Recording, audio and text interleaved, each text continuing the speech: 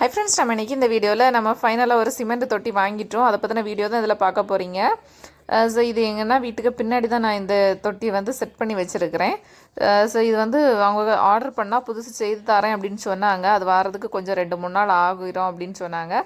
So நமக்கு தான் அந்த பொறுமை கிடையாது. அதனால் அங்கே அவங்க யூஸ் பண்ண வச்சுருந்த அந்த சிமெண்ட் தொட்டியை நாங்கள் வாங்கிட்டு வந்துட்டோம். ஏன்னா நம்ம இப்போ புதுசு வாங்கினோன்னா அதை வந்து திருப்பி அது செட் ஆகி வரதுக்கு ரொம்ப நாள் ஆகிரும். ஸோ இது ஆல்ரெடி யூஸ்டில் இருந்தது. ஸோ நம்ம வந்து மீன் போட்டாலும் அது சூப்பராக ஸ்ப்ரெட் ஆகி வந்துடும். வேறு நம்ம வந்து புதிய தொட்டி வாங்கினா அந்த சிமெண்ட் எல்லாம் மாறி வரதுக்கே கொஞ்ச நாள் ஆகிரும்.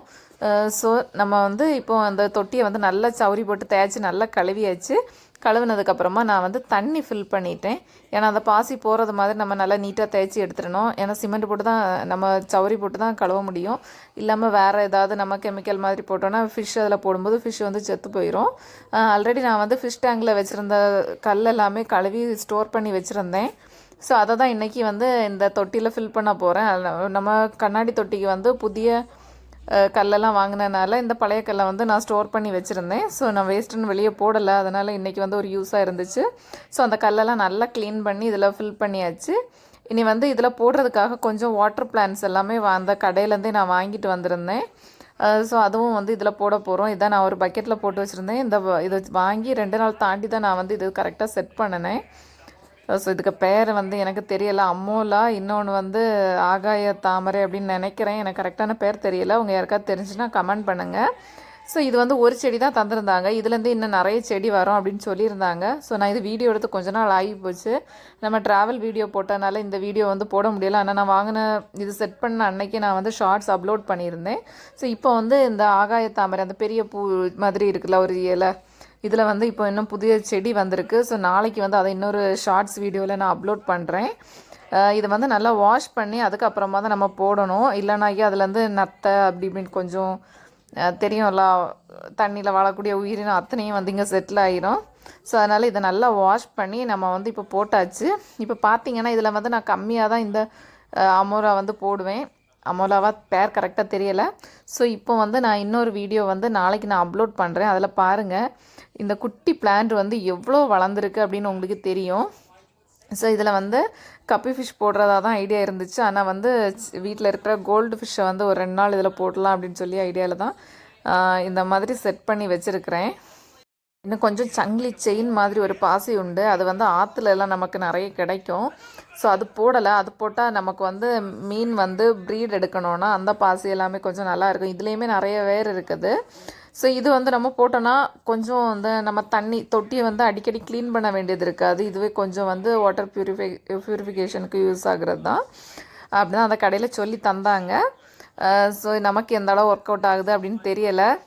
ஸோ நான் இது வந்து தொட்டி செட் பண்ணதுலேருந்து இப்போ வரைக்கும் கொஞ்சம் பரவாயில்ல. தொட்டி வந்து நல்லா க்ளீனாக தான் இருக்குது.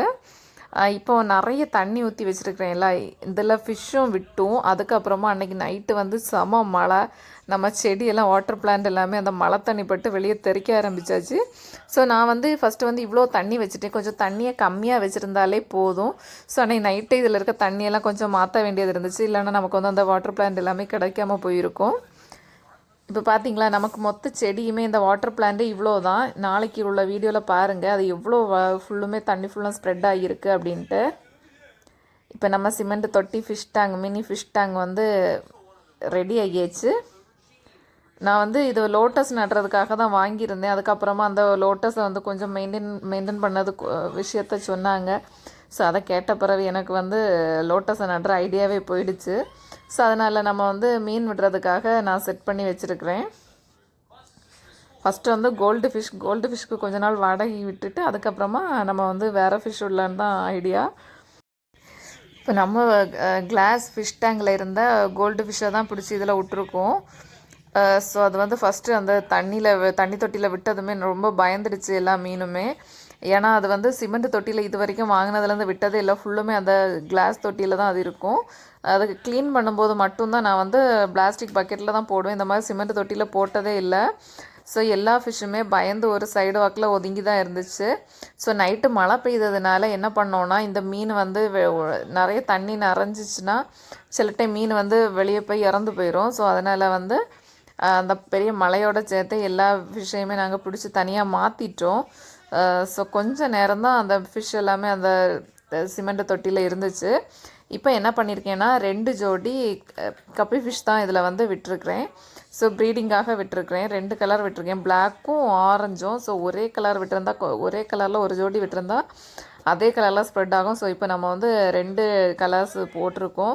ஸோ இதோட ப்ரீடிங் எப்படி இருக்கும்னு சொல்லிட்டு அடுத்தடுத்த வீடியோவில் நம்ம பார்க்கலாம்.